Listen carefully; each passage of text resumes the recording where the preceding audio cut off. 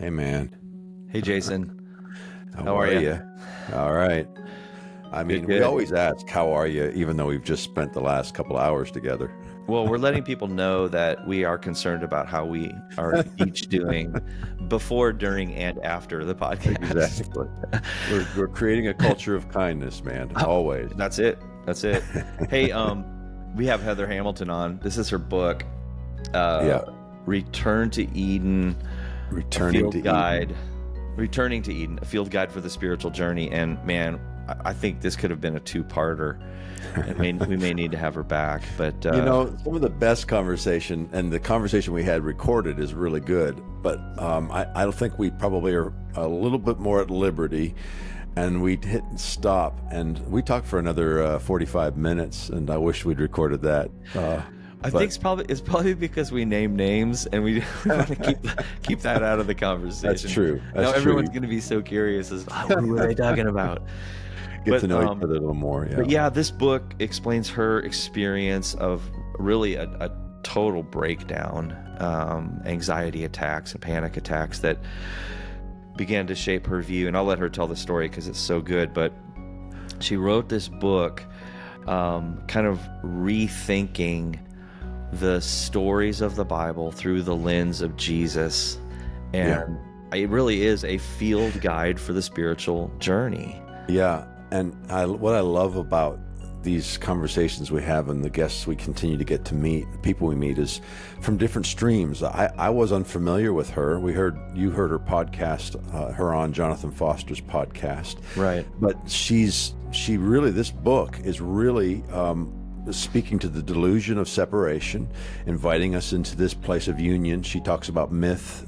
But she's doing it. She is adding new language. It's more expansive language around this invitation to awaken to our oneness. Yeah, it's really awesome. That's the starting point. Yeah. Well, the statement right here in the introduction, she said, "There's a comedic irony when salvation is found in your religion falling apart."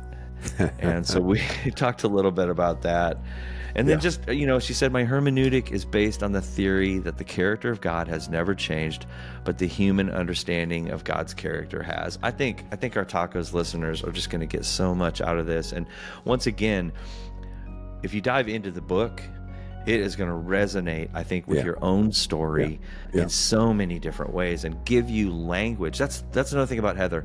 She has wrapped language around this, which we're always looking for. You and I are always looking for new language.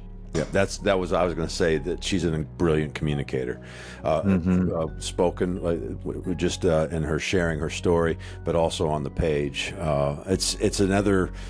I felt like in many ways I was reading her version of Leaving and Finding Jesus. In many ways, just so much grace. And so much invitation to this God who never leaves us. And we get there. We talk about the cross. We talk about, Father, forgive them. They know not what they do. This conversation is, I think, going to be really life-giving. It was for me. So me too. Yeah. Hey, I don't know. What else we got to tell people? We are a listener-funded podcast, and it really helps when you can give a donation, make a connection with partnering with us for familystory.com or familystory.org. If you go to familystory.org, you can make a donation there, and we've really seen an increase in people connecting financially. Yeah. And we just want to say thank you. Thank you for your generosity. Yeah. Thank you for your compassionate giving. You're never going to be given a sob story or arm twisting, because God's taking care of all the details of Tacos and a family story. But we really are thankful for those of you who have joined us in that way, and we welcome you into that partnership. Yeah. You can go to familystory.org, also sign up for the mailing list, which will keep you up with the podcast, any books that are coming out. Derek's had a book recently come out. Yep. And you know what? We'd love it if you would join our Facebook group. That's what I was going to say. And and invite some friends along that you feel might need to experience this journey, this podcast. That if that would help them, if you invite people to our Facebook page, which is Rethinking God with Tacos. It's become quite a community. I mean, we're getting close to 700 people. I don't know, when this recording drops, we'll probably have burst through that mark, but it's a really great community, and people are helping one another navigate, not only their deconstruction, but their reorientation to the God of no separation, to love as our primary objective. And they're literally connecting in community if they're in the same geographic area, or just online. It's like, hey, I have a friend that's just in the next county over, or a little bit across the channel in England or Germany. An inordinate number of Scandinavians have joined our, and those from Denmark and all over, Australia, New Zealand. I mean, this community is all over the world. It's a beautiful thing, man. We're gonna have to take it on the road at some point, figure that out. Yeah. Also, we have a Rethinking God with Tacos Instagram now, which my daughter's helping us run, Maddie. She's doing a great job. Yeah, so check that out. We had to hand Instagram off to the younger generation. Yes. Jason and I just aren't any good at it. And she's killing it and helping us do that. And of course, we stay connected there too. So appreciate you guys being on the journey with us. And I think you're really going to be encouraged by this conversation with Heather Hamilton. Yeah. Cool. And I did the 5-4. That countdown always gets things serious now. Yeah. Like, oh God. Okay, here we go. But this is good. Heather, thanks so much for being on Tacos. Jason and I are excited to have this conversation with you. I'm just going to hold your book up for everyone to see here. Returning to Eden. There it Field is. Guide for the Spiritual Journey. I'm loving this book, and we want to dive into it. But first, we want to hear a little bit about your story and introduce yourself to our Tacos audience. Yeah, well, I think that tacos / Tex-Mex is our favorite food. My husband and I are both originally from Texas, so we just have we would eat it. We probably do eat it like 3 times a week. Us too. Yeah. So anyway, my name's Heather Hamilton. I live in Atlanta, Georgia with my husband and 3 kids, and I'm the author of this book called Returning to Eden, a field guide for the spiritual journey. Yep, there it is. I got here. I'll do mine too, double time. Jason's gonna hold his book up. Yes. Yeah. Later. Yeah. And I'm trying to figure out what else would be important to say at the moment. I mean, that's probably it. We can get into more of my story. But yeah. Yeah. And the podcast I listened to recently that you were on, you shared a little bit about kind of being a part of that mega church culture. You actually went back and started at age 7 at the Georgia camp, where you learned about heaven and hell, and began to enter into that context that a lot of us grew up in. But then how everything came crashing down. And I think the thing that impacted me the most in hearing your story was when your husband had to make the 911 call, and you just had this shift in your thinking and your thought process. Maybe you could share a little bit about that. Are you okay with that? Yeah, for sure. It's funny. I write about it in the introduction. But it's strange, like sharing about it. Like every time I talk about it, I'm like, oh, this is like, I don't know how it's going to sit with people, like the reception has been pretty good so far. But so we were both very involved in like mega church kind of environment here in Atlanta. And that, I mean, in the South, like if you go to church, it's probably a similar story for everyone. You're just like saturated in this ecosystem, So that started when I was probably 7 years old at this vacation Bible school. Is very typical, like heaven or hell, and here's this Jesus figure, and do you want to say yes? And it's like, yes, I do. Like I felt a very like pure, genuine, like I think that's like I just felt a yes, like in my heart and soul, and like there was a lot of other like, dialogue about the decision that I was making. But that word is kind of still like what resonates about my memory of that experience. And so, yeah, I had that very like genuine spiritual yes, like to following that path. And then, something I don't know if it's like unique, but for I think a lot of people who deconstruct kind of feel like, my family drug me to church and I didn't have a choice in it. You know what I mean? It was like, this is just what we did. And it actually wasn't like that in my family. I was like, I think I got invited to something called Awanas, which was like a Wednesday night memorized Bible verse thing. Yep. And I loved it so much that then I started like taking like the church bus on Sunday mornings. So like this bus would come pick me up. And then I think me and my sister, and then it would take like an hour, to like get to church and pick up all the other kids. And like, we would just do that on Sunday mornings. And then eventually like my parents started coming. And I think my dad like tells this funny story. Like he would drop us off at Sunday school and then him and my mom would go to Waffle House.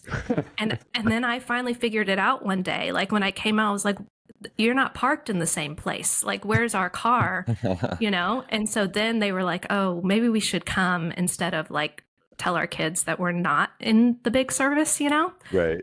So anyways, I was always just like, let's go to church. I'm like dragging everybody to church. And then we moved around a lot. And I was always like, I got to find my youth group, So this kind of just continued where this, the church environment was where I wanted to be. Like, and, getting into the mega church world, of course, like that just kind of opens you up to more diverse viewpoints and more diverse people. Like I wouldn't have called it was an evangelical megachurch. So it wasn't like progressive in theology or anything, but it felt like a progressive environment in that there were like all the people, all the kinds of people that were there, you know? Yeah. So my disposition to that was always like I sort of had my very conservative theology like locked in my head, but in terms of like reaching out to people and helping them feel included and all that stuff, I was like, why wouldn't we be doing that, Right. Yeah. So anyway, that was kind of the mode we were in. And then about 5 years ago, I had just had our third kid who was about 10 weeks old. And essentially, I'll be a little bit vague about this, but it was sort of this like divine opening in the portal of my life where all of a sudden I, for the very first time, like confronted some past trauma that I had never, I didn't even know what trauma was. Like, like no clue that this was really like affecting anything about my life. And all of a sudden it just like confronted me so powerfully and starkly that it just triggered this nervous breakdown where I sort of for the first time in my life got thrust into this like fight or flight mode that would not turn off. And I was just having these like persistent panic attacks, and I know a lot of people struggle with panic attacks, but I had never. And then suddenly it was like multiple times a day, like just completely arrested by this. And so just really over the course of a few days, I went from like very put together, American Christian, I've done all the right things. Successful. Yes, God's quote unquote like blessed us. We've done all the right steps. And like that's why our life is what it is. To literally like, I am the only thing that will calm me down is like popping Xanaxes. Like I had never, it was just such a wild swing. And I had been in therapy at this point for like 15 years, just like when something would come up, I had like a great relationship with my therapist. And at that time, all I really knew was that like talk therapy, that's what I thought that therapy was. Right. And I was like, I've already done that for 15 years. And what I'm experiencing right now is so past like what that could help me with that it was just like, I had no idea what to do. And I felt like if I ask for help the only option is going to be going to like a psychiatric facility, Right. which absolutely terrified me because I had this little baby. And I'm like, I can't ask for help because I think I'd be separated from my kids. So anyways, it was just like, several days of me trying to like pull myself together and just not being able to do it. And it was the first time in my life where I was like, oh, I'm understanding like addiction. And I'm understanding like for the first time, like people who, whose nervous systems are so dysregulated, and there just seems to be like no way to really like fix it, Right. Yeah. And so it was several days of like not sleeping, having this nervous breakdown that I was also like, I still kind of had my mind about me. I'm like, I can see what's happening from a 30,000 point view, but I can't fix it. And so, and then when you're having like back-to-back panic attacks like that, you start literally panicking about having panic attacks. Like, you know what I mean? Yeah. So anyways, it was just a huge mess. And, I was keeping my husband awake, like, so he wasn't sleeping, I wasn't sleeping. And then there was this one night where, I woke up in the middle of the night and I felt it coming on again. And I was like, I'm just going to go down to my basement and try to write this out because I've woken him up, like so many nights. So I go down there and I'm just like crying out to God, please help me. I don't understand what's happening. And I just had this moment of like, it's like very hard to explain, but it was this moment of just complete darkness, of feeling like totally untethered out in space, like just floating in a sea of terror and realizing nobody's coming to get me. Like whoever I'm calling out to isn't here. Like it was just like whatever I thought might happen in a moment like this isn't happening / I don't think it exists. And shit, Yeah. So at this point I knew like I can't live like this. Again, it was kind of this sobering thing where I had never had like suicidal ideation, but it more felt like I found myself like trapped in a electric chair of this emotional and psychological pain that I couldn't turn off. And it just was like, I can't live my life in a ongoing panic attack. You know what I mean? Right. So I went upstairs and, I told my husband, like, Jared, I need help.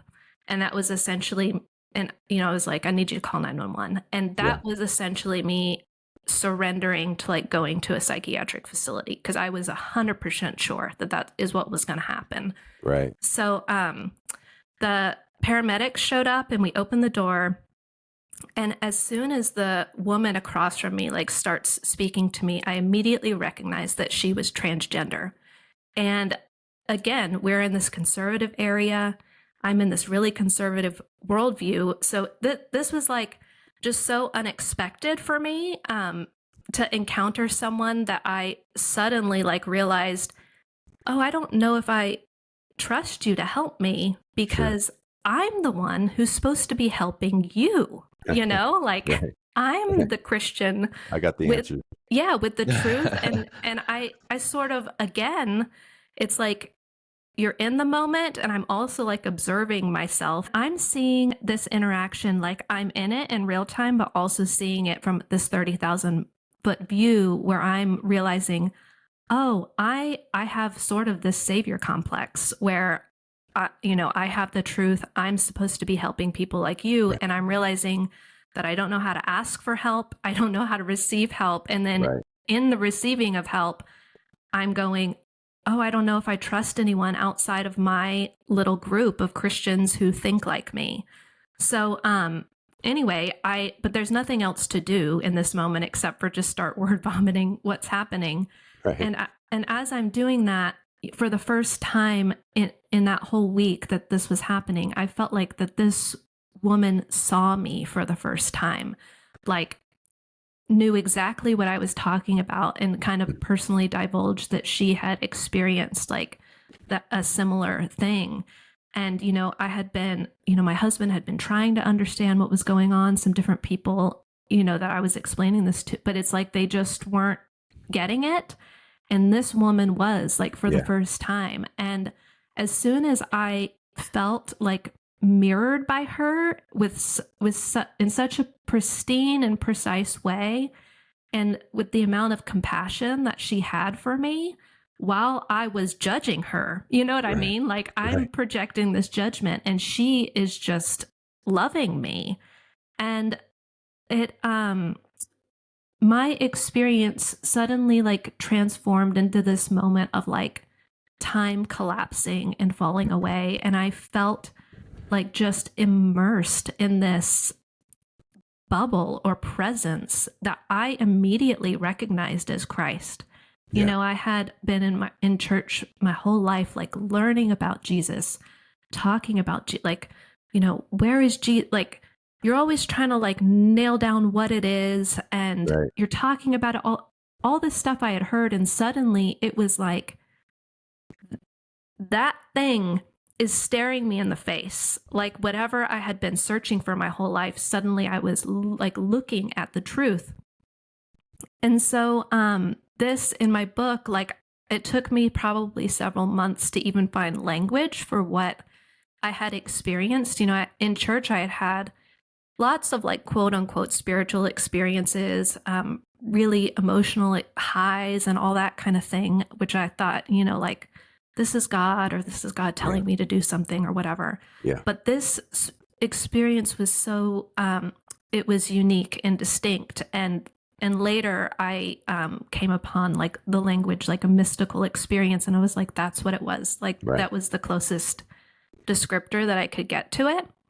So that was really like the shift that happened, like the shifting event in my life where I saw Christ in this body that was totally unexpected for me. But also in that moment, I felt Christ like wake up within me, like this presence that had always been there. It was like waking up from amnesia, where it was like a first time experience. And then also like, no, this is like something from another life, that was just like all colliding at one time.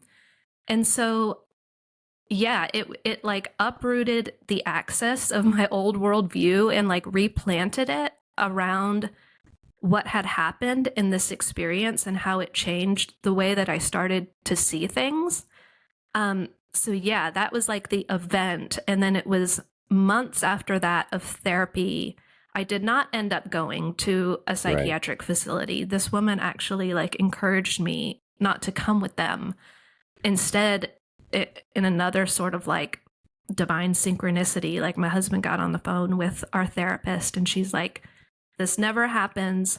Somebody just canceled. Like, can you be here in 2 hours? And it was like, yeah, we can be there. And, again, like I had been with my therapist for 15 years and this was like the first time where I get in there, I'm word vomiting again. And she's like, stop talking. She hands me these little paddles that like vibrate, like alternate. And I came to figure out like she had been trained in EMDR in the past year. Yeah. And so I did like 6 months of that. And that was totally life-changing. And so it was just kind of insane how everything kind of just fell into place, like right at the moment when I needed it.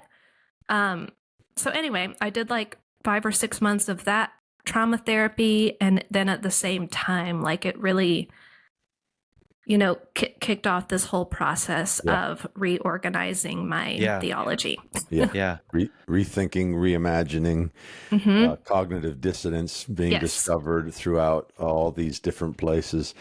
The theme I love, the way that I put language around this is because I've shared my story, much like you, my journey through maybe however you want to describe it, the dark night of the soul. But but the way I would describe it, and you actually, you did a really good job, but I also quoted it here. So you, and that I imagine down in that basement, you said, I felt like nothing. My soul felt absent, absolute abandonment and alienation.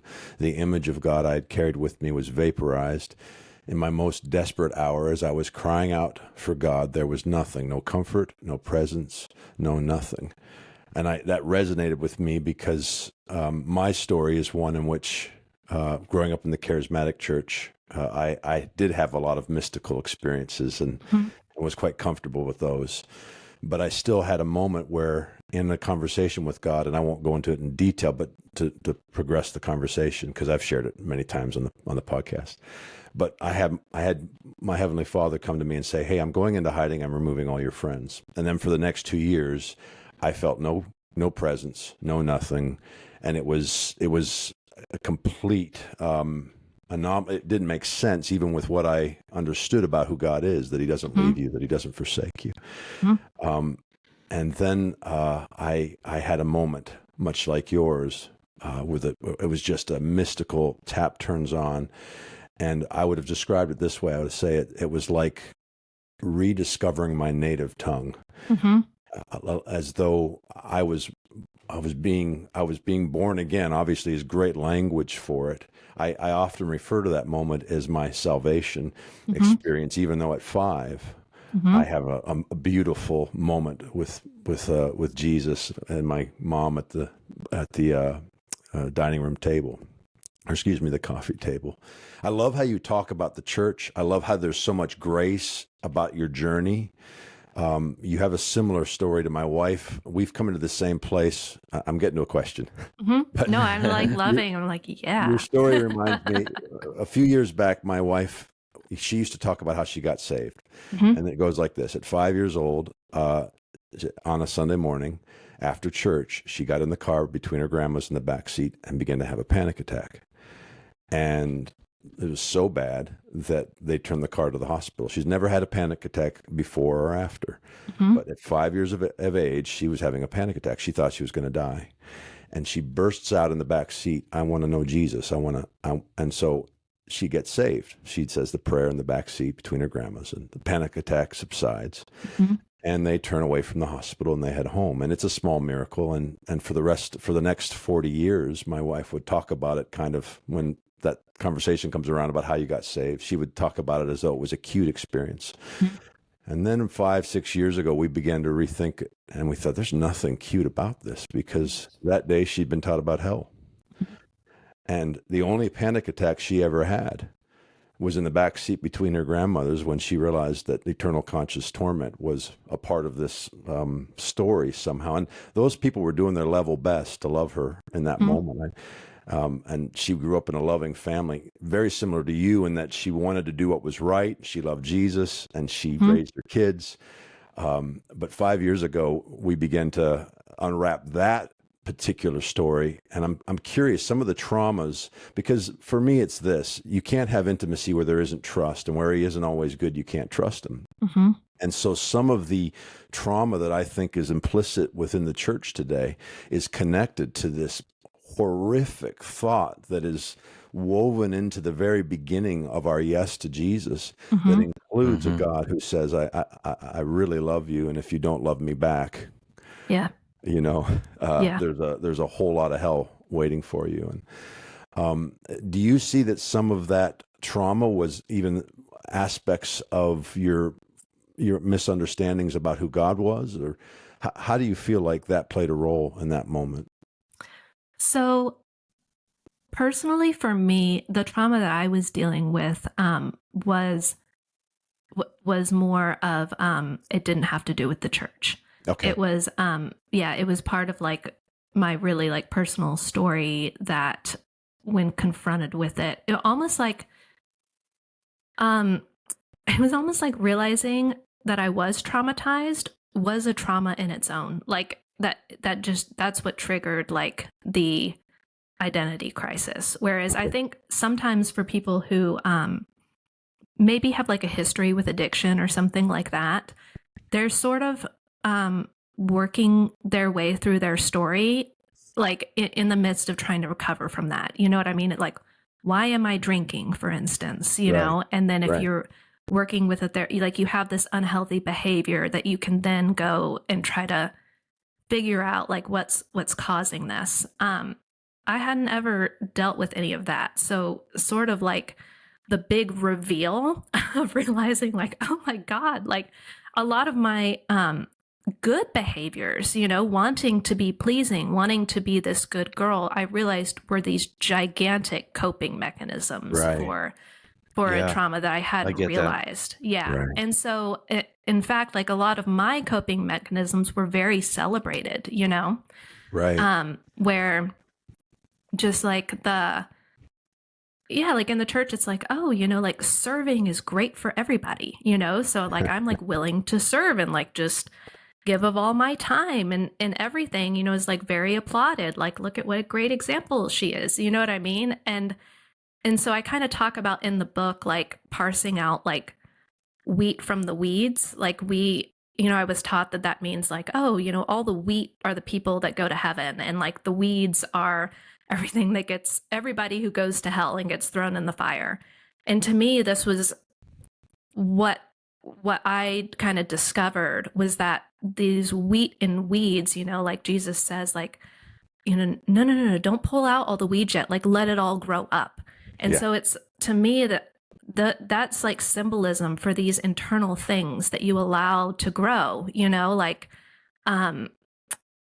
let it all grow up, and then you can parse out internally like, okay, what in me is doing these actions for the quote unquote right reasons versus what am I doing here to like earn the adoration and praise of the people around me? Like what part of this is an ego project, you know? Right. Right. And so actually like learning how to say like, no, I don't want to do that. You know, I don't want to pick up chairs after the service because I'm tired and I have 3 kids at home. You know what I mean? And Yeah. but even just being able to say like I don't want to do it was like an exercise in me like weeding out. You know what I mean? Yeah. What was Yeah. unhealthy in me. But to get back to your question, so that that part of that you read from the book where it was like there was no nothing, everything evaporated. It was really like a my God, why have you forsaken me kind of moment. Like it felt like that. Yeah. And for me, in that moment, I realized that I was in hell. Like whatever that meant, of course, I had also been taught, you know, this is like a fiery, eternal conscious torment or whatever. Sure. And in that moment, I knew, no, this is what it is. Like, even as you're like describing that moment that your wife had at 5, I'm like, no, like she was in hell, like in, you know what I mean? That like descent to this psychological terror. And so sort of instantaneously, like, of course I kind of had like to deconstruct it, put language on it or whatever, but I just knew, kind of like you were saying, I thought I was saved, quote unquote, at 7, but then as I was experiencing this, I was like, no, this feels like a rebirth. Like I'm seeing, it's like I've like come out of this womb, you know, where I'm seeing things for the first time, stuff that had always been there, but it's like I'm seeing it for the first time. Yeah. So it was like, oh, I think that this is what Jesus was talking about.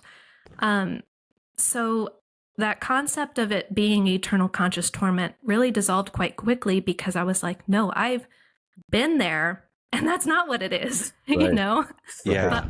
But also I kind of recognized like a little bit later in the book, I talk about like this process of, you know, life, death, transformation, like a caterpillar who, you know, has to go into its cocoon to become a butterfly. But like what happens in a cocoon is that caterpillar, like it literally, its body melts, you know? Right. So like the essence of the insect stays the same the whole time. Like it's the same thing. There's just this complete dissolution of form before it can transform into its next thing. Of course, like the caterpillar doesn't have a rational brain like us, because if it did, I'm like, that sounds like a pretty hellish experience, you know? So if you could just imagine all the little caterpillars going like, whatever you can do, like avoid the cocoon, you know, because our little buddies go in there and then we never see them again, you know? Right. Yeah. I And it's love this it. awful experience. And I kind of feel like that is what we're doing. Like, that's kind of what we teach in the church. Like, avoid this, avoid this inferno of transformation, and kind of recognizing like that it is a psychological burning away of everything that's not real and not true. And it's very painful.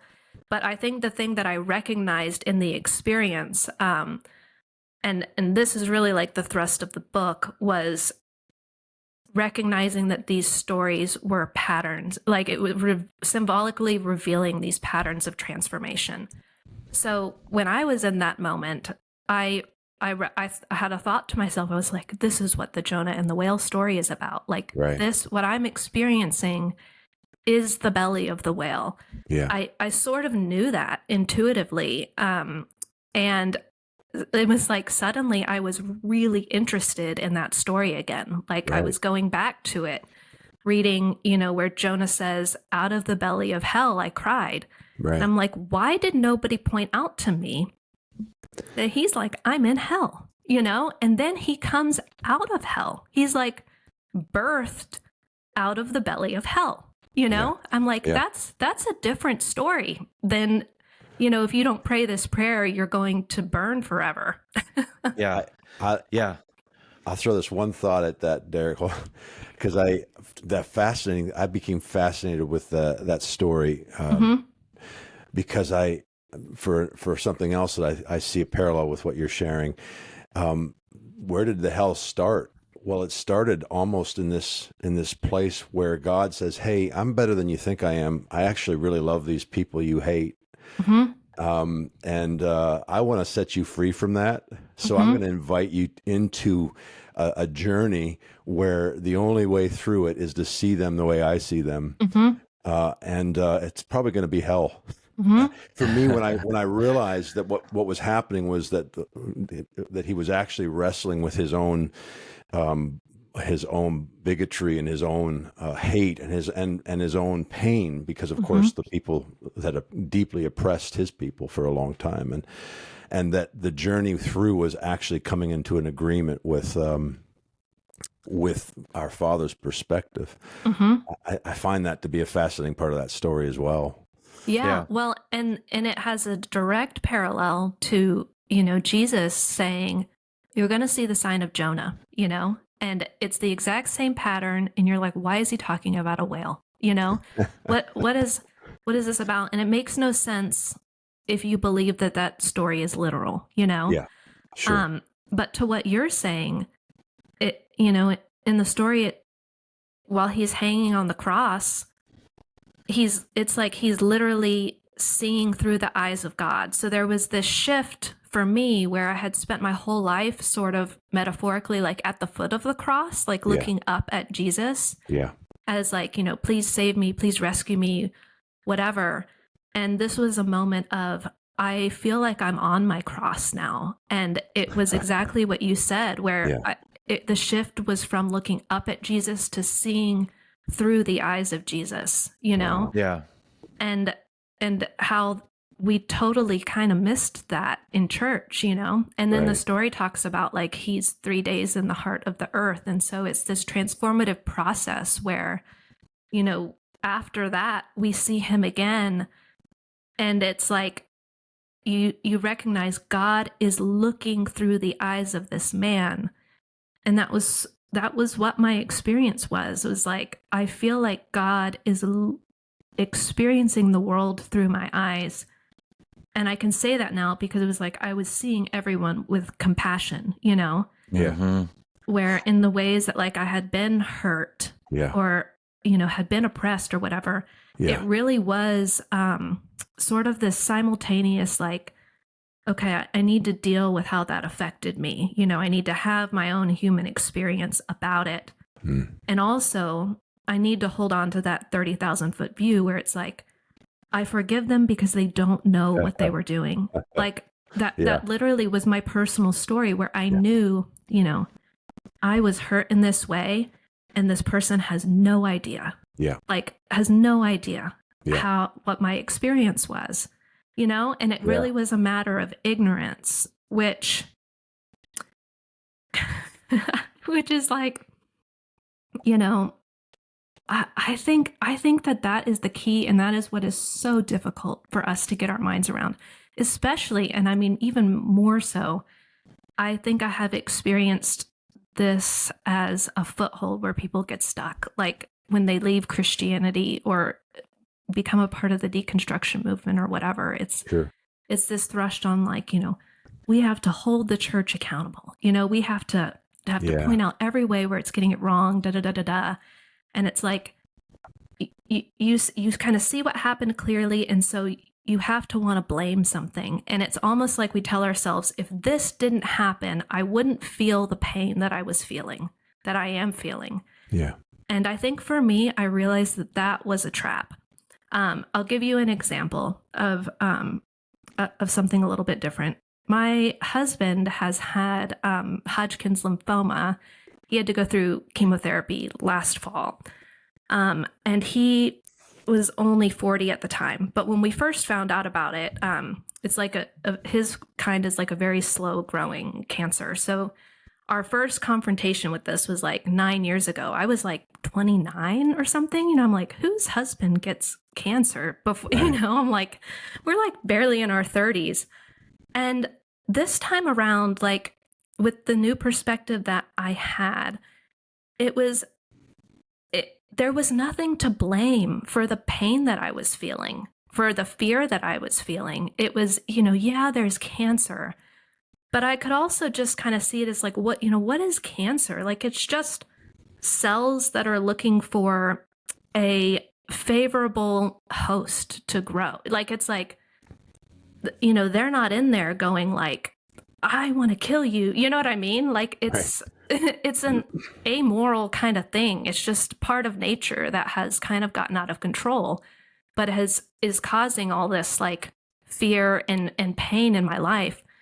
But I think it was this kind of experience where there wasn't anyone to blame for what was happening. It was just this baked in experience of suffering that is part of life. And I think that is very, very difficult for us to really like accept and bring into the fold, that like sometimes there's suffering that we can alleviate, and then sometimes like it is part of the deal, and this willingness to kind of say yes to it and be expanded by it and let it, you know, transform you into this more expansive person. I think that is very, very difficult to do when you're trapped on blame, where it's like, if this hadn't happened, then I wouldn't be feeling pain, as if you could have avoided this in your life. And I think that the truth is that at some point, even if it's not until you're on your deathbed, you are going to come face to face with like the suffering of the world, just like Jesus did, you know?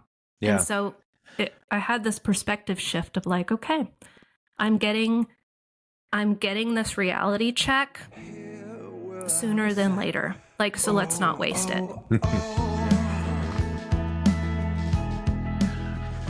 Man, Derek, I love doing this with you. Love what God is doing in and through our lives, the connection, the reconnection over these last years, what the favor in life on Rethinking God with Tacos, whether it's the Facebook group or the Zoom calls and the ones we have in the future, just life-giving, and a fulfillment of the vision that I had 9 years ago when we stepped away from pastoring full-time to start a Family Story Ministries. A Family Story Ministries was meant to create content catalytic for an encounter with the love of God. I mean, it was that simple, and it was very empowering for me to then lean into writing, lean into obviously speaking and teaching, and led to the start of this podcast almost 5 years ago. A Family Story is a nonprofit, and it's been the home for me for 9 years as we've leaned in. And so, and I remember you saying, coming out of COVID, that, hey guys, we started a podcast. And you and Sarah were one of our earliest guests. Yeah. And it definitely is content that is catalytic for an encounter with the love of God. We've experienced that by joining forces together. Yep. But I want all of our listeners to know that this is a listener-funded podcast, and Rethinking God with Tacos has kind of taken on a life of its own in the umbrella of a family story. But a family story is your livelihood, Jason. I get a salary from the church that I pastor, and I donate my time and volunteer my time to do this. But I want everybody to know that you can give to make Rethinking God with Tacos available to as many people as we can possibly make it available to. If this podcast has in any way blessed you, helped shape your rethinking journey, and been a safe place to experience community on the Facebook page, then I invite you to give, not out of compulsion or arm twisting, but out of joy and generosity. Give into a family story. You can do it at afamilystory.org. There's a giving function on there, and we invite you into partnership with us. It's a way that we can partner together to establish the kingdom of God through this podcast. And I love doing it with you, Jason. I really do. Yeah, same here, man. Thank you. So grateful for those who have given and who blessed us and have prayed for us and partnered with us over the years. So love it. Love doing this with you, and we'll see you all soon. Yeah, no, so well said, Heather. Yeah. I want to go back to something and just applaud you for bringing this up, because I really hadn't seen this way until you said it. But and churches are notorious for it, for using people who want to get their accolades and their love and their acceptance from God through serving the church. And man, there's more than enough room for you to come in here and do everything we need you to do for free, by the way. Thank you. And you get to pay tithes. But they get used that way because they haven't had their yes from God, like Jesus did at his baptism, when it was like, hey, this is my beloved kid in whom I'm well pleased. Hadn't done anything yet. And I think until we get that, God is pleased with me, God loves me unconditionally, I don't do anything that will make him love me greater, until we get that and grab hold of that, because that's what religion is. Religion loves to earn and get this. And what you said about suffering, I think, is so insightful, because suffering can either take you to a place of horrific cynicism or to a deep place of compassion. I have a similar situation that young in life, age 25, my first wife was killed by a drunk driver when she was 7 months pregnant. And we'd only been married a year, and the baby, was, killed. She was killed. And here I am, 25, wondering what I did wrong to cause this. Religion is telling me, the context I was in at the time was telling me, well, you must have opened the door to the devil, or God has some. I didn't blame God for it, because I didn't think God causes steal, kill, and destroy, but I still had that concept of like, well, he allowed it to pass through his hands for some higher purpose. And you wrote this in the introduction. You said there's a comedic irony when salvation is found in your religion falling apart. And so that happened to me later on, actually moving to Charlotte, planting a church, and then dealing with this thing of like, wait a second, if God could have prevented it and he didn't, then screw him. I don't want anything to do with that God. And I began to leave religion, but the thing that I found myself settled on, because I literally burned the whole theological house down. I literally burned it down while pastoring. And I found myself in the ashes and the cold, darkness of that moment. And when the wind of the Spirit blew and the ashes blew away, I'm like, I'm standing on this cornerstone named Jesus. I'm still connected to Jesus. And now I'm going to have to redefine everything about letting him tell me what God is like. And then you bring that out in the book as well. I'm so glad we got into Jonah and the whale story from your book, because that was one I had highlighted. But you said this: my hermeneutic is based on the theory that the character of God has never changed, but that the human understanding of God's character has. To put it plainly, I look for Jesus in every Bible story. And then you quote Brian Zahn that God is like Jesus. God has always been like Jesus. There's never been a time when God was not like Jesus. We haven't always known this, but now we do. And I find that that's the place I get the most traction with people, is to just bring them back to like Jesus as perfect theology. But until you dismantle that religious earning it framework and realize the unconditional love of God. And I love that you saw the face of Jesus in this transgender paramedic, and it's like it shifted something. I mean, what other ways, and this is what your book is really all about, have you been rethinking God with this new hermeneutic that Jesus is perfect theology? Yeah, well, I mean, I think that my previous understanding of God, and I will say this just for a second to kind of like riff on what you're saying. Obviously, there's some places where it's like the church theology, it feels flat out wrong to me, now. But I also have this understanding where I'm like, nobody is coming out of the womb enlightened, like we're all starting at zero, and there's these different levels of human development where, if someone had, well, I've got like a 10-year-old right now, and I like listen to conversations like this all the time while we're in the car, and she doesn't know what we're talking about, like I feel like we have more productive conversations about God, but she said, like, Mom, I kind of just picture God like this. Like, I know he's not a man, but that's how I think about it in my head. And I'm like, that's fine, Awesome. Yeah. Yeah, like you're 8, 9, 10, Sure, or whatever, and there's just certain developmental levels that the conversation we're having right now just wouldn't make sense, at different levels. And so again, it's more about understanding like the process of human development and kind of understanding like, okay, the church collectively is maybe just still at this level of understanding that, what we're saying just wouldn't make sense to someone until they have their own moment of grace. Like to me, I'm, in the book, like I try to be artful about it, like hopeful that, maybe someone's perspective could change, but I don't see like a lot of fruit in trying to like rationally argue about it, because in my experience, like there was like the castle and the castle wall, and anything that contradicted my worldview, like just the gate did not come down for that, and so it really had to be like sort of this divine intervention that shifted things for me, So there's like participation in the process, and then kind of also realizing there's nothing that I can actually do to like, shift someone's perspective.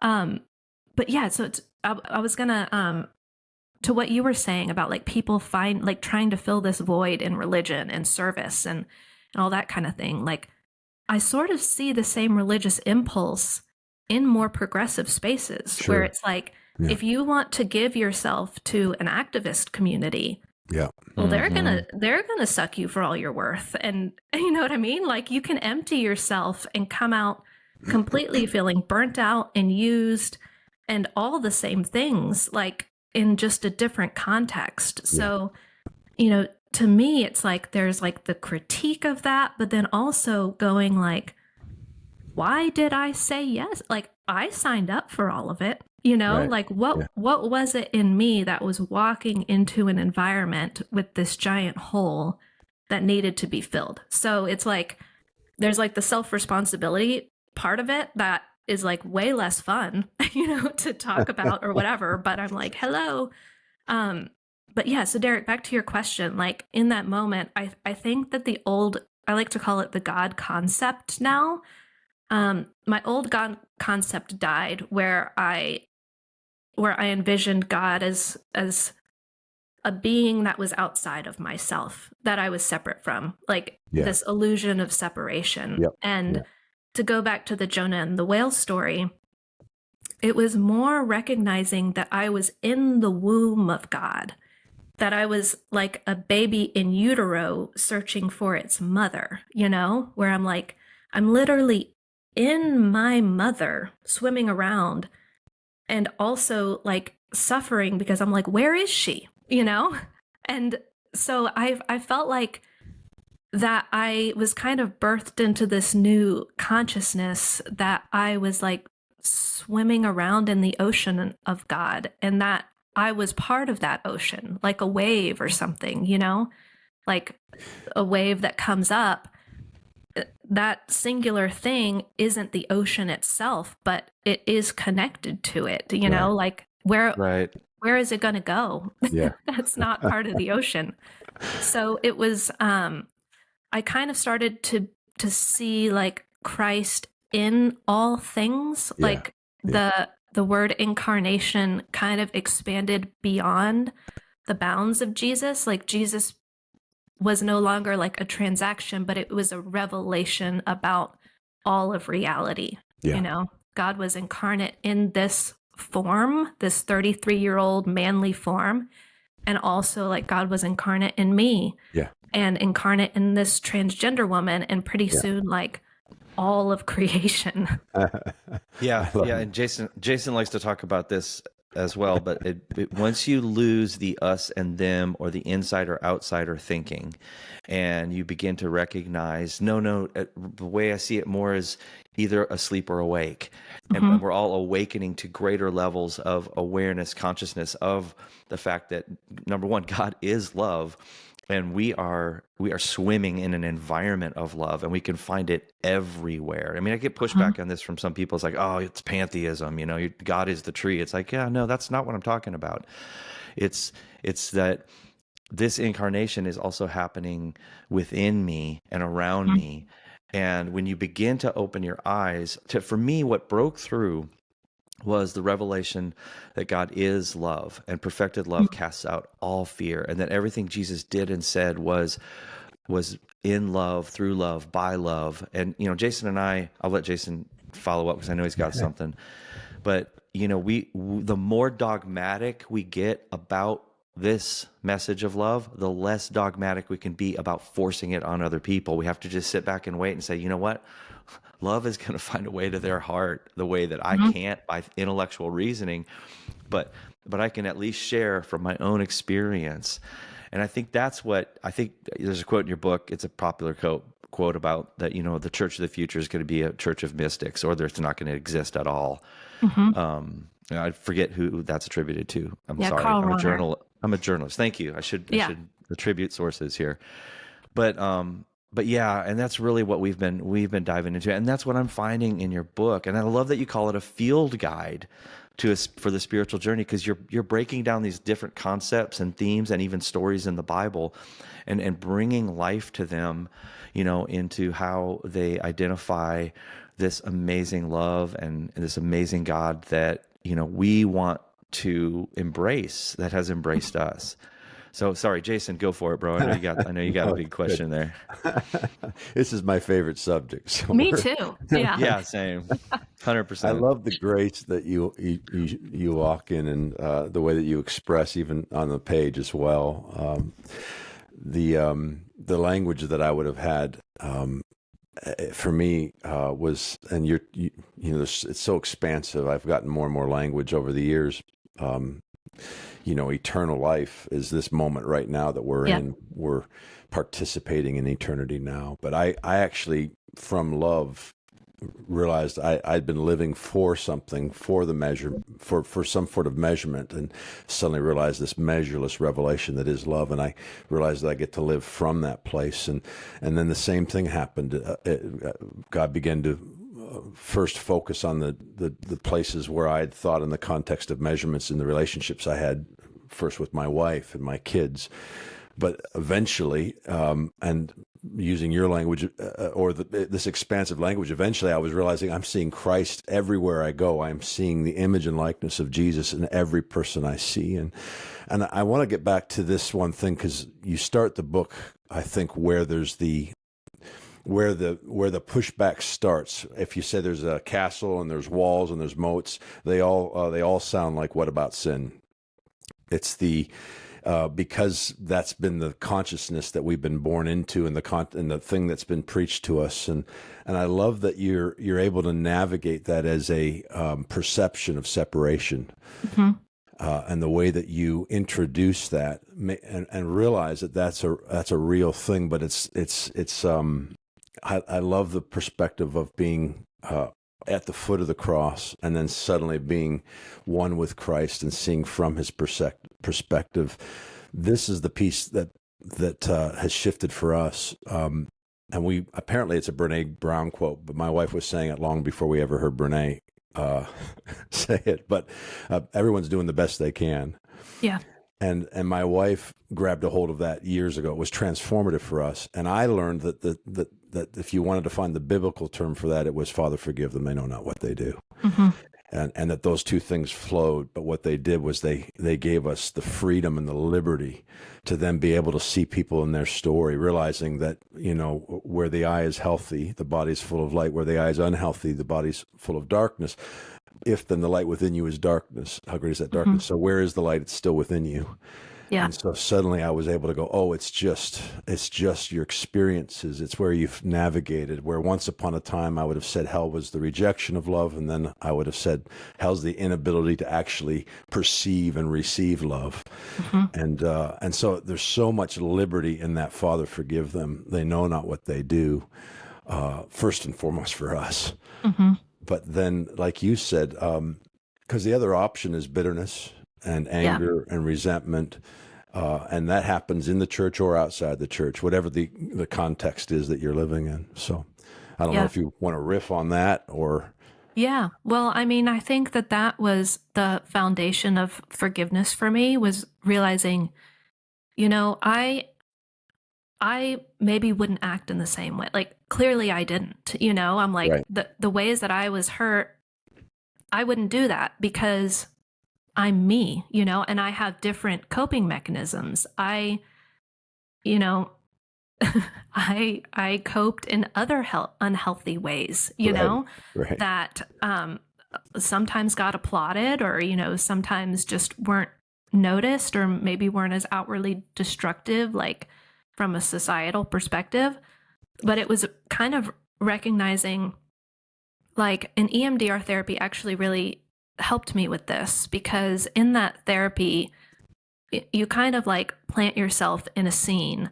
It's a little bit like Lectio Divina, where do your listeners know what that is? You're kind of like putting yourself in a scene in the Bible, and then sort of interacting with the characters, and like letting your imagination kind of lead you.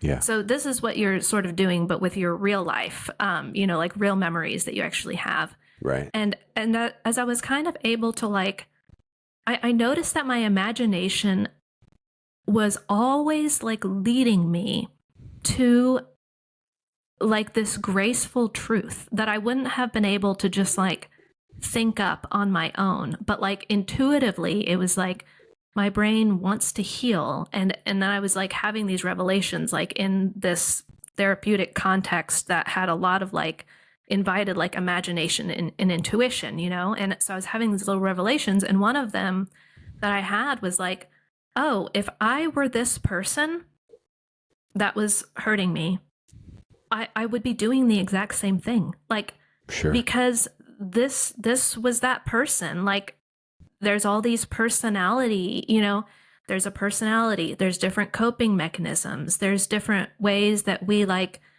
interpret or hook on to things in our environment. You know what I mean? And then kind of going like, oh, this person's nervous system was wildly unregulated for a whole host of reasons that they weren't responsible for. Right. And this was like the obvious outcome of it, So sort of, I think that this is really difficult for us to grasp, because as humans, if we like devolve enough, we become the cruelest of savages, you know, and I think it's very difficult for us who haven't done anything quote unquote that bad. It's hard to imagine that like we have the capacity to get there. Right. Should the circumstances be bad enough, you know, or if we were conditioned in that kind of way. So a metaphor that I like to use is like a dog being bitten by rabies or something like that. That's, you know, just running around freely. Like, is that dog dangerous and does it need to be put down? Yeah, probably. Right. Is that a bad dog? No.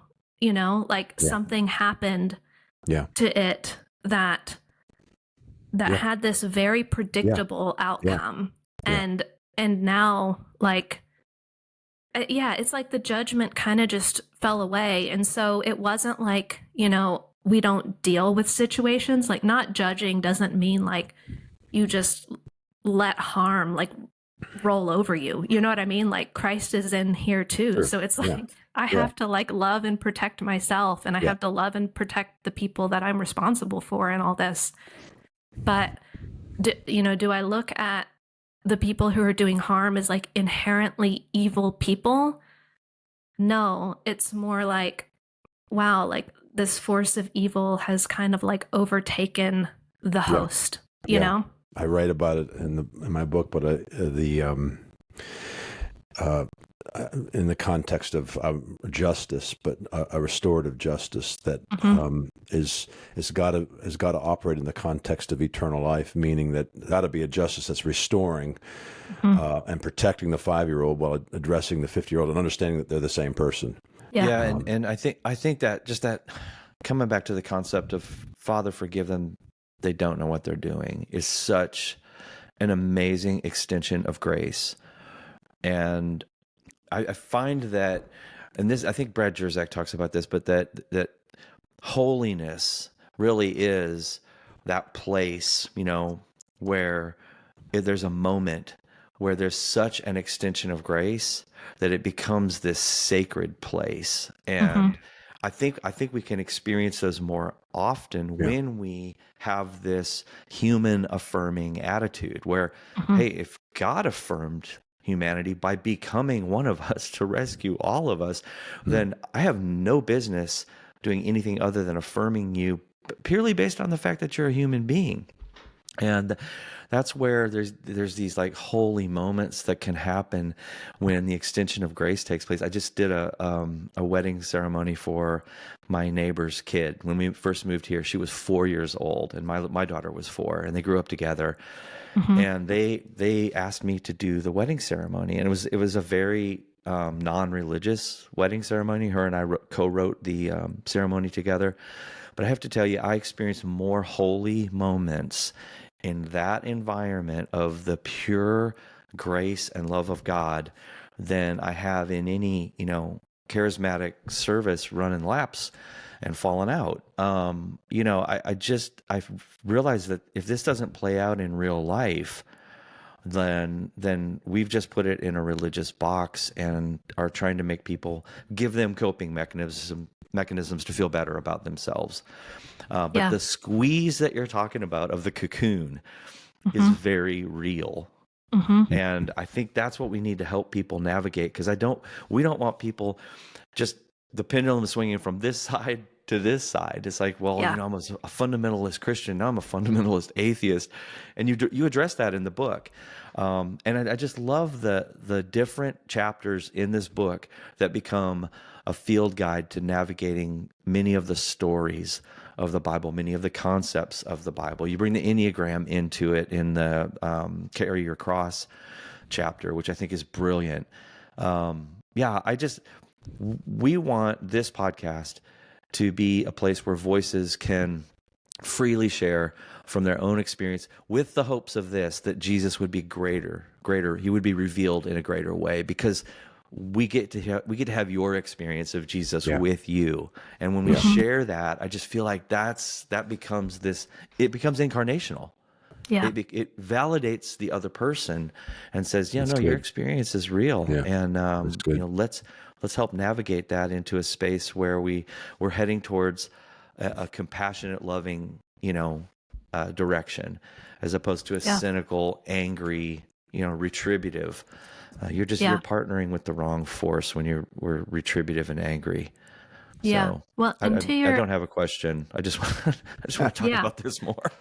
Well, something that as you were talking about justice and the difference between like restorative and retributive justice or whatever, and this concept of forgiveness is like, I think a lot of times a misunderstanding about forgiveness is like we use it as like a bargaining chip, like I'll forgive you if I think it's going to lead to restoration, Right. like it's like a means to an end. And I think something that we see in Jesus is like, he's like hanging on a cross, being murdered, Yeah. forgiving. Yeah. He's already done the Yeah. forgiveness, like where it's like his love is being emptied out without inhibition. Yeah. And in that moment, it's not like everyone around him is suddenly changed. Not all of them are, like the murder is carried out. No Yeah. one's like, oh my God, like he forgave us and now my heart's changed. So like, let's take him down, it's Yeah. not what happens. And Yeah. so like part of this, this concept of restorative justice, I've been thinking about it a lot in the past few years, and I haven't totally like fleshed it out, but I think it's like a misunderstanding to necessarily expect that there's going to be like this complete restoration and like that forgiveness is going to be this like perfect piece of the puzzle. That when I think about that sometimes now, like I do feel completely restored, like in myself, like towards some situations which I've chosen to forgive. And also the relationship is not restored. Like Sure. it's not what I hoped for it to be. Yeah. It's not what I hoped would happen afterwards, Yeah. where I felt like, oh, I have this like love and compassion for this person now. Right. And I'm going to try to treat them differently, and out of that place and kind of going like, I just really had to let all my expectations for that relationship die, you know? And and sort of with the expectation that like I don't think maybe like on this side of my life that that person is ever going to be able to like receive my spirit, because there is like their free will too, where it's like, can they receive like the love and forgiveness that I feel? Maybe not, where if they were to receive it, like perhaps that would trigger things in them that they're not like ready to deal with yet. So anyways, all that to say is like, I think that this is first primarily an inside job where like you experience like that restorative justice in you without necessarily like the external environment like mirroring what I think we're kind of conditioned for it to me. You know what I mean? Like, oh well, if it's restorative justice, then that person says sorry and like repays all the debt or whatever. And it's like, in my experience, forgiveness was like, there is no debt. Like it's wiped out. It happened. Like, and I'm just moving on now, Oh, good.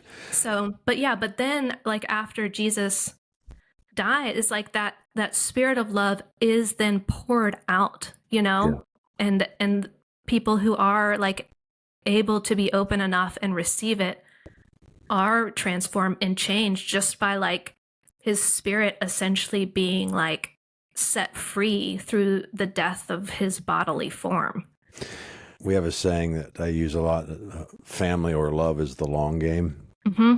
And I love that, Father, forgive them. I believe that was before the foundations of the earth. I mean, everything Jesus did, he did in that spirit. When he's flipping tables, he's as much, Father, forgive them, for the person on the other side of the table. It's the very nature of love, which then, of course, leads you to this conversation, which is what we talked about at the front end that got me in trouble several years ago. But the idea that all this time, I've placed time itself as my God in the Mm-hmm. gospel, as opposed to love being before and after. And then you start going, well, the restoration of all things doesn't have to fit within the constraints of a ticking clock, and that maybe love love has the capacity to restore in the next life, and so I love what you're sharing them, because suddenly that changes the dynamics of, first of all, my expectation. Father, forgive them; they know not what they do. I mean, like you said, they sure seem like they knew what they were doing, but there's something so profound there, and then the idea that it's the long game. Yeah. That we're not that eternal life is not a finite conversation, but you're in the long game, and not just after you die. You're thinking generationally. Yeah. The long game of love is a generationally deep game. And so suddenly you can begin to get your heart around, if not your head, around the reconciliation or the restoration of all things. Right. And that's a that beautiful doesn't idea. require that God be in control in the way that we define control. Yeah. In fact, I would say it clearly. God's not in control in the way we define control, but love will have the final say. Yeah. Now, when that happens, how long that takes, it doesn't really matter. Yeah.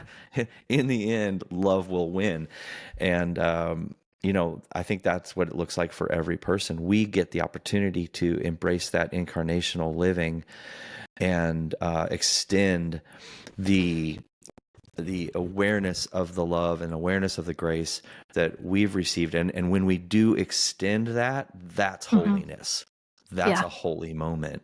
And holiness is not a moral, do good type of thing. It's an extension of grace to the other that allows for the transfer of love that can melt any heart. And the Holy Spirit knows how to reach every person. We don't have to have, the Romans road or the evangelistic track. I got into it with a guy the other day. He was like, does anyone else have a memory of like a giant movie screen that's going to play out your whole life, in heaven, and then you're going to be kicked into the eternal flames? And it was from a Chick track. Remember those Chick tracks? This Was Your Life. Yeah. I actually looked it up. You can still buy these things. And everybody was like, yeah, that had so much trauma for me at youth camp because my whole life is going to be projected. I think these things that as we like children, let them go away to become more childlike in our concepts of loving and treating people with compassion and grace. I just, to me, that's the end game as well. If I know I'm going to die. I know I have a time period on this earth, but death now just becomes that transfer into that womb, into the greater consciousness of this love that loves me so much. And then, it doesn't restrict evangelism. It just changes it to loving people well. Yeah. My daughter, when she was 4 years old, had made this statement. She just said, "And love everyone the most." And I'm like, that's it. That's the whole thing right there. And you can't love neighbor until you have received and understood the kind of love that God has for you. And that's why it's so important to, put all your eggs in one basket. 100% of my faith seed is planted in a father's heart that loves me tremendously.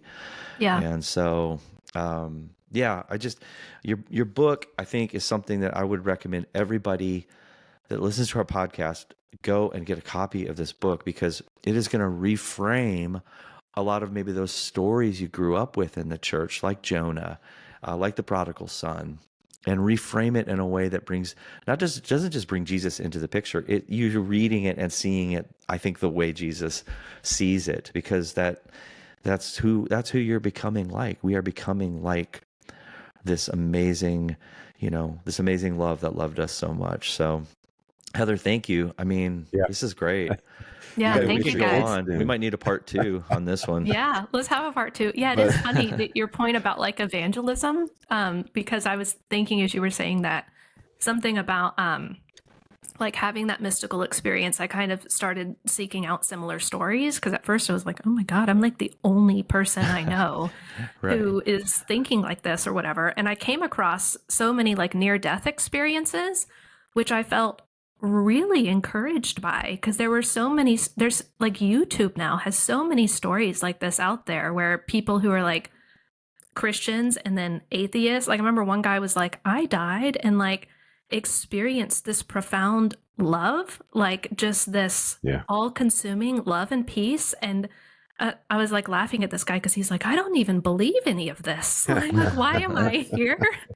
Right. And so it's almost just like, yeah, like we're all going to wake up to that. And that to me is like the really good news. And even the people who had, who have near death experiences and it's more like a hellish thing, I kind of equate it to what I experienced, where I'm like, yeah, you experience your own internal fear and terror and what's kind of like living with you. And then like you come back like to deal with it. And like in almost all of them, it's like this overwhelmingly positive experience. And that gives me a lot of hope.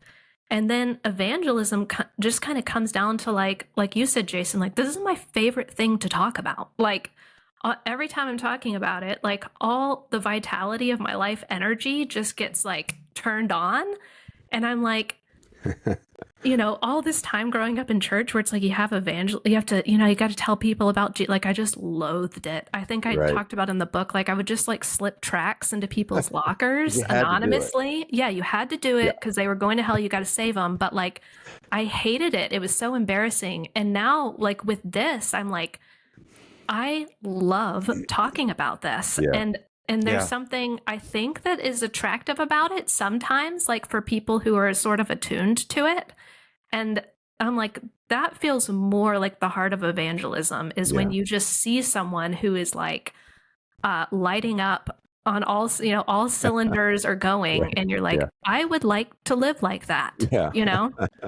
I love it. Yeah. Hey, don't forget the part that you have to convince them that they're sinners. Romans 3:23. It's the A. Yeah. It's the A in the alphabet letter that you learn when you're a kid. Yeah. All have sinned and fall short. So they're already quite awake to sin. Actually, we don't need to make anyone aware of that. I had to pass Bible college, so I had to do tracks to get my evangelism class. I got to at least do it once, so that was fun. But we've had you. I know you have to go pick up your kids soon, so we haven't talked tacos yet. So okay, yeah, I have. Oh my gosh. Okay, I was like taco story. It is actually like a fajita story, but I figure that's like close enough. So, all right. This was like early on when I was married. So of course I had like a good relationship with my in-laws, but like, the first couple of years, like you're still warming up to each other and everything, So they were like in town and we were at Papacitos, which is like this amazing restaurant that they have. I know they have them in Texas and they have some in Atlanta. Like if y'all are ever down here, we have to go. Okay. It's so good. But so we were there with my in-laws and my mom was with us. And this place is like, it was probably a Friday or Saturday night. It's like the best fajitas in town. They have this mariachi band going. So it's just like loud and chaotic and very Latin, like it's just like you're at this restaurant party. And I just like got the worst migraine suddenly at the table. Like I was like seeing like the little aura and everything. And I was just like going downhill really fast. And they had just like brought out all the food in these warm fajitas. And my mom was like sitting next to me and she was just like, Heather, just put this warm tortilla on your face and it will help. And it will help your migraine. And I was like, Mom, no, I'm not going to do that. And then like she persisted like for the rest of the meal trying to talk me into putting a warm tortilla on my face, and it was all like in front of my in-laws and everything. So I'm like descending into this just like dizziness, I can't see and my head hurts so bad, and like I had to spend the rest of the meal like trying to swat away like warm tortillas from my face.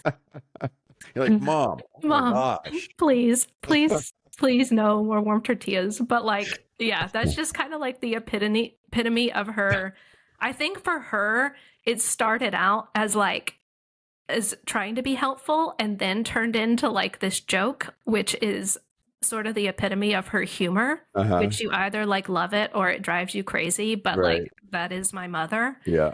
And yeah, that was like the thing that stood out in my head where I was like, yeah, warm tortilla on my face to cure my that's migraine. another first where we don't get an actual taco story where you eat one, but where you actually are going to become one. The threat of becoming a taco. Incarnation. Human taco. Incarnate in a taco. I gotta say, the next time I heat up some tortillas, I'm gonna put a warm one on my face. Just to see how tell me how it feels. Now that's stuck in my head. Oh man! Any way we can work in the incarnation, though. That's, my God. Right. That's how you do it. So yes, I love that. This is like Derek said. I think we could probably do this longer, and we barely scratched the surface. You really do take us through a field guide. I love that title too, and I love your writing style. Incredible writer as well. So thank you. Yeah. We highly recommend people. Where do we find your book? Oh, okay. So I have a website called returningtoeden.com. You can, it has links to the book there, and I have a newsletter called Unorthodox. It's just once a month that I send out. So you can find it there. And then, of course, it's on Amazon or, wherever you buy your books. You can ask your local bookstore to order it or wherever. So. All right. I bet you unorthodox is actually pretty orthodox in some ways. Yeah, right. It's unorthodox with a question mark at the end, like a Ron Burgundy, like unorthodox. Nice. Yeah.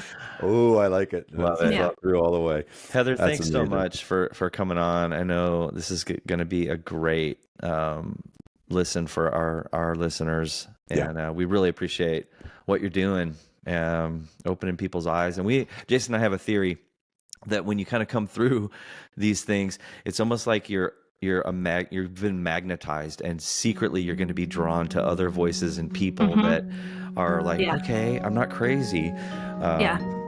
So that's been my experience. Yeah, we feel like this is one of those magnetic connections, and we really appreciate it. Yeah, absolutely. Yeah, awesome. Well, thank you guys. I really appreciate you having me. Hey guys, so glad you joined us on Rethinking God with Tacos. You can find me, Jason Clark, online at afamilystory.org, where I encourage you to sign up on our mailing list. We send out an email twice a month letting you know about new podcasts, articles, and new books or products that we have coming out. Plus, occasionally I'll keep you up on my schedule where I'm traveling. My Twitter handle is @JasonClarkIs. I'm on Instagram under the same handle, and you can find me on Facebook as well. Yeah, and my name is Derek Turner. Jason and I love that you're listening to us. Thank you for all your feedback. Please write in, let us know what's going on in your life. But we are pursuing a mission to help people rethink God, and we thank you for being a part of it. You can find me at Pastor Derek T on all the socials. And then, of course, I pastor a church here in Charlotte, North Carolina called River Church, rivercharlotte.com. Come and join us. We'd love to have you. Hey, all of these podcasts are available on all the platforms, iTunes, Spotify, Google. Yeah. Hey, make sure and like, share, and throw a review out there. Let people know. We love good reviews on the podcast. It helps people find us. That's right. So if this is a podcast that you enjoy, then please promote it, share it, give it a good 5-star rating. I like that. That's a good idea. Hey, love doing this journey with you. Praying grace and wonder over you today.